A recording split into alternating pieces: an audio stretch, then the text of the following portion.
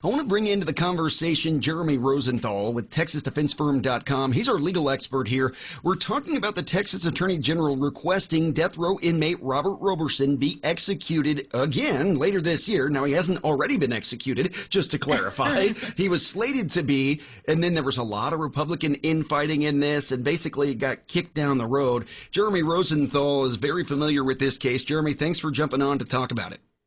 Good morning. Yeah, I know that we're really tough on crime in Texas. I don't know that we've ever executed anybody twice. Yeah, executing twice. Yeah, that probably wouldn't be recommended. You didn't call somebody. Us. Yeah, we get in trouble for that one. We would.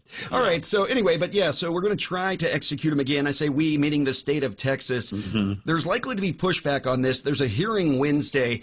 Catch us up to date. Where are we? Why was Robert Roberson not executed the first time around?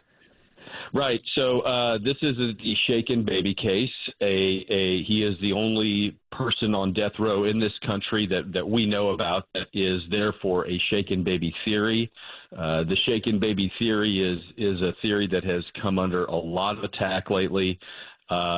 It's been characterized as a junk science in some circles, so it's very controversial. It's different from normal capital cases, because in normal capital cases, the question is who done it. In this case, is this a murder or is it not a murder? He was all set to be executed last year in 2024, as we remember.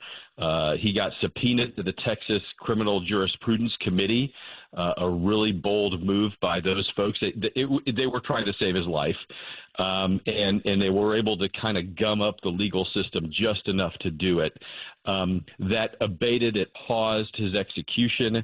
And now his lawyers are trying to come up with more evidence of his innocence, and they're taking advantage of a Texas junk science. It's called a writ, and it's just a way to try to show that you're innocent, and that's kind of what Attorney General Paxton is arguing here, is saying, look, you don't get your day in court until you win. You get your day in court, and that's what the current fight is over, because Paxton is trying to have that date set again to try to bring finality to this case.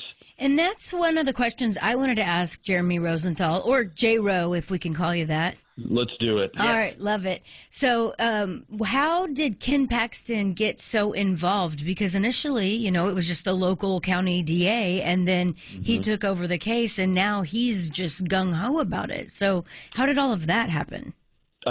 Excellent question, Sybil. So what happened here was the Anderson County District Attorney, who is in charge of this case, that's Palestine.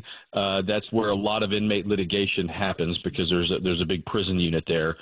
That district attorney asked Attorney General Paxton to step in. Normally, the Attorney General would not have the legal ability to just sort of step in and take over any case he wants.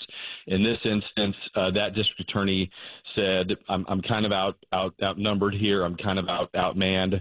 I need some more help. And so that's why Paxton is now litigating this case on behalf of the state. Interesting. There'll be more to talk about tomorrow. Jeremy Rosenthal will catch up with you later in the week. Thank you so much for jumping on. Thank you, Clayton. Thanks, J-Ro.